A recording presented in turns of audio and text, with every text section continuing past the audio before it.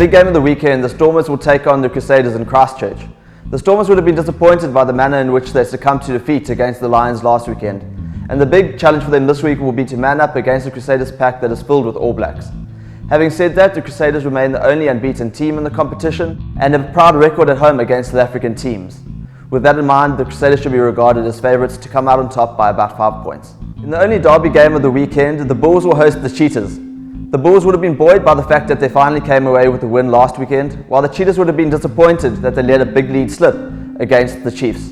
This is a difficult one to call, but based on the fact that the Bulls are at home and would have picked up confidence last weekend, I think they should just edge it. On Saturday night, the Sharks will host the Rebels. The Sharks are coming off a bye, but they will have taken note of the impressive win the Rebels secured over the Brumbies last weekend. However, the Sharks will be well rested and playing at home. I think they should secure a convincing win by about 10 to 15 points. On Friday night, the Lions will host the Jaguars. Last weekend, the Lions were really impressive in the manner in which they defeated the Stormers at Newlands, and once again proved that they are the most complete side in South Africa.